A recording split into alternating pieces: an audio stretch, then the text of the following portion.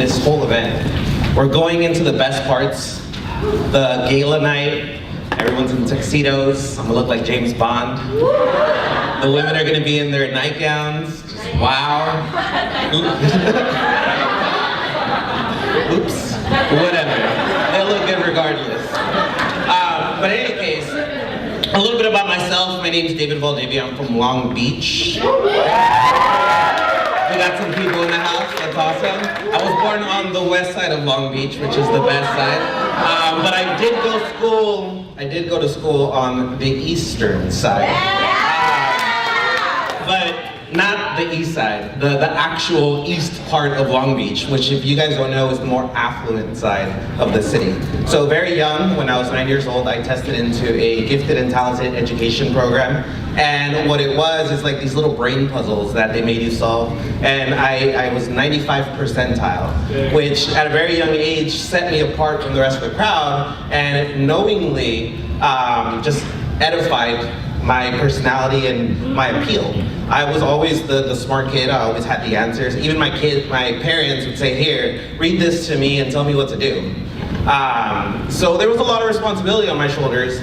And I had a younger brother and I took it very seriously. And so when I decided to pursue my further education, I went into aerospace engineering. Now at a level of difficulty, where does that land?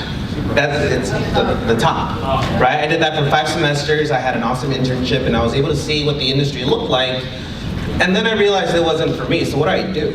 Right? And the whole world is your oyster. You have everything at your disposal. You can literally, everyone that I talked to said, you can choose whatever you want and you'll be good at it.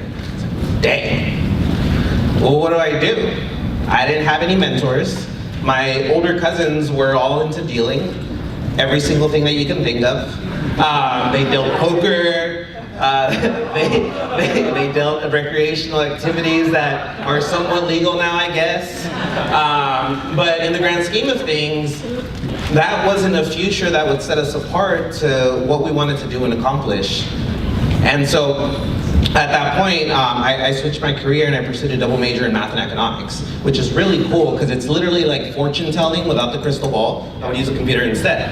And so you could take these really huge data sets and all the information that you want is on the internet, like literally everything and anything that you want to find out about people, about any industry, about how things are working. You have access to that. And what I could do is take that from the internet, throw that into a computer algorithm, and out comes out a little equation that I could translate from math into English.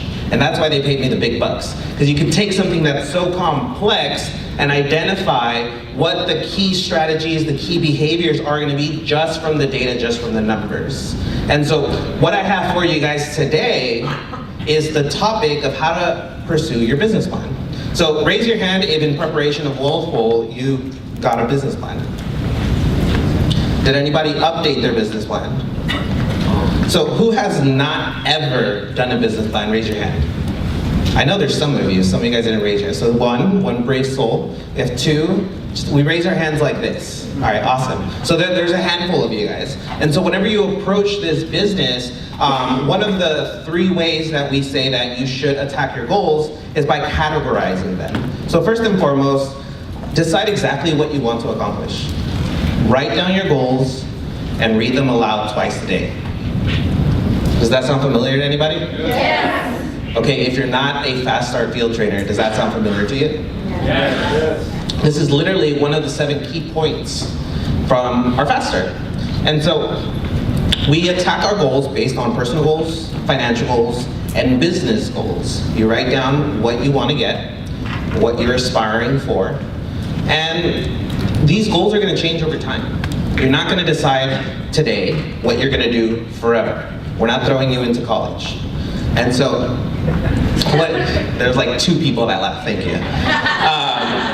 The next thing though is that you have to create an action plan, a detailed breakdown of what you have to do in order to accomplish what you want. If you want to make $1 million a year, you break that down into monthly goals. So you have to make $83,000, $333.33. And then you'll still fall short by about 12 cents. The other thing is if you break it down daily, is that's about $2,700 per day that you have to make. Now, Let's say you have an SMD contract, 80%. How much in premium would you have to close to make $2,700 on a daily basis? About 300? A little over $300? Has anyone here ever closed a $300 IUL or higher? There's a lot of you guys in here. Have you closed multiple $300 IULs in a single day? You guys are on pace, just on that day, to make multiple millions of dollars if you just stuck true to the facts. If you got good at what you need to get good at. And so, some of these business plans, my first business plan was just aimless. There was no real direction. And so we're gonna break down some of the things that you need to focus on, especially in the end of 2017, to make sure that you have the most profitable and the biggest growth in 2018. So first and foremost, what are some of the things that you guys want? Anyone want to share? Raise your hand. What are some of the things on your business plan now? $100,000 rate. $100,000 rate. Awesome. Or come and see your marketing director. SMD. Field trainer. Field trainer. Okay, perfect. One more. 5 figures saved by March 31st. 5 figures saved by March 31st. Perfect. Now here's the thing. Are your daily habits, are your daily activities, is your daily action congruent with these things that you guys just said out loud? Yes. Are you prospecting live? Are you shaking hands? Are you growing? Are you learning your craft? Do you know how to do a fast start? When's the last time you looked at your fast start packet? Day one? 2 weeks ago. 2 weeks ago? This should be daily. Your fast start packet is an abridged version of the BFS. Who does not know what the BFS is? We have one person, 2, 3. Okay, raise your hand if you've looked at the BFS in the last 30 days. Some of the guys in the front row, we have some scattered people. See, the business format system is a format system. It's in the name. You guys can get anything you want to learn from our business from the BFS. And for you guys, at this stage of your life, this is your textbook. This is gonna be what's gonna define your syllabus over the next couple of months as you become a bona fide field trainer and eventually SMD, because that's where the business begins. From here to then, you're in training. You have to be constantly communicating with your uplines, constantly communicating with your senior brokers, and if you don't have a relationship there, it's not your broker's fault. It's not. It's not my responsibility to reach down to my team and check in on you, especially when you've been here for 2 weeks or more, a month, 3 months. The responsibility falls on the downline to leverage their leadership to get as close to the source as possible. At this point, my relationship with Eric, I couldn't define it for you guys. It's changed, it's evolved. It's something now where I look at him as the older brother that I never had. He is the person that I eventually want to become, but I don't have to be Eric Gemelita to have his success. I can be me, I can be David. I can be high energy when I need to. I can keep it calm and casual if I have to. That's my preferred state of being, but that's when I have clarity. That's when I can think. That's when I can assess what's happening and take action behind it because I know exactly what to do. If things get altered and hectic and they're loud, I'm sorry. Your mind, it only has a certain level of capacity. You can't answer a question and ask a question at the same time.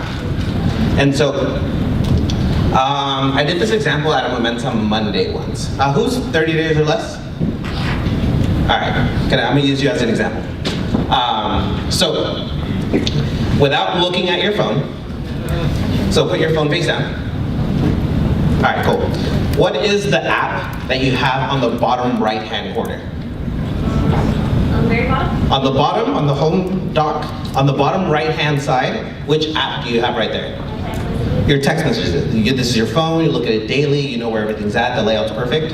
Okay, awesome. Now, can you double check and then put it face down? Put it face down? Perfect, so you just looked at your phone, right? Awesome, so one thing that all phones have in common is that they have the clock at the top, right? It says what time it is. So without looking at your phone again, what time was it? 11:15. So I started at 11:20. So So here's the deal. We only have the capacity to answer a question and ask a question, but never both at the same time. You think you have this endless mind. Trust me, I did too. I was super arrogant, but you don't. Fact of the matter is, this brain is easily distracted. I look down, I see a pretty smile, and I'm just like, hey, how are you? Right? And it's something that you have to understand, that there are limits to our potential. So let's take it a step further. If you write down your goals once, what are the chances that you're going to remember them tomorrow? Pretty high?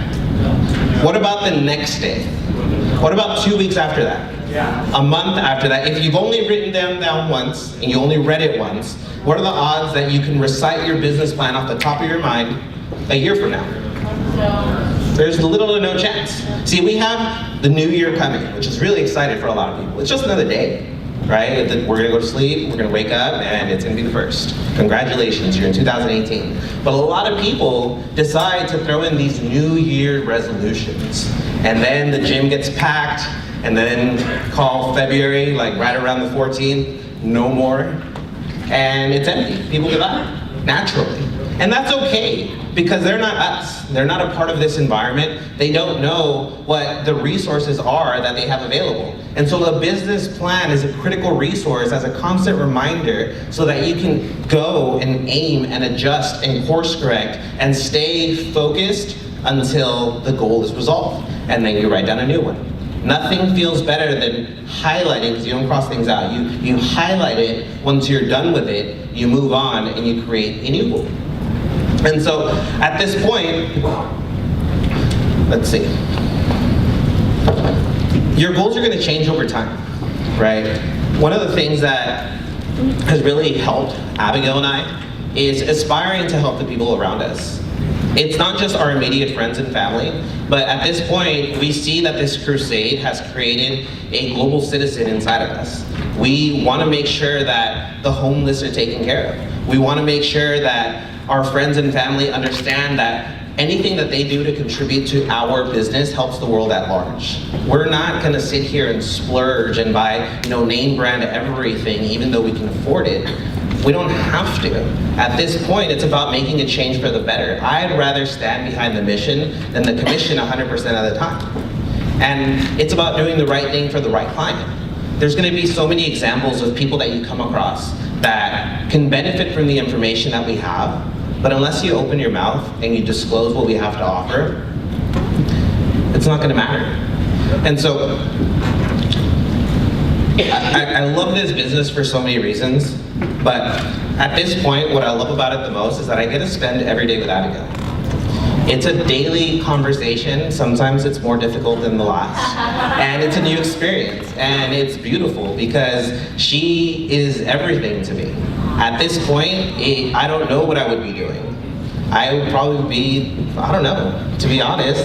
Like, my old friends, they were fun. Right? We did the Coachellas, we did the EDCs, we did the bars, the Thirsty Thursdays, the Fridays, the camping, the rivers. I did all that. And then that was it. There was no depth, no goals. I was talking to Jason about this on the golf course. What we're saying is, we can make great money in other areas, but there's no growth. There's no conversation, there's no task at hand where you want to take up on challenges and do things that are going to create an impact and change people's lives. I'm so proud of my team and the results that they've been having, and I know that this year is only going to get better. Just the look that they have, the certainty that they have, they're ready to attack, they're working, they're constantly accountable, they're in the hunt, they have guests, they're closing business, they're making money. It's just a matter of time. See, we've been paving the way this whole time to make sure that we have this explosion. And so, I'm gonna give you guys a couple secrets, all right? But don't tell nobody. You guys ready? Yes. You can forget everything else that I talked about for the last 15, 20 minutes. And as long as you walk away with this, I promise that there's gonna be just such a drastic improvement in your business that it's gonna be unbelievable. My topic today was business plan. You need to drop the business, you need to drop the plan, forget all that, just action. That's it. Just action. In the morning, action. Wake up like Jeff, go to the gym. Eat like Jason does and have a good breakfast. Get intense, get in the phone, get in there early, and just action. Stop thinking and just start doing.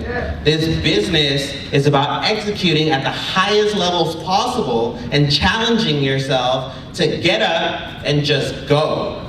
All gas, no brakes, all day. Thank you.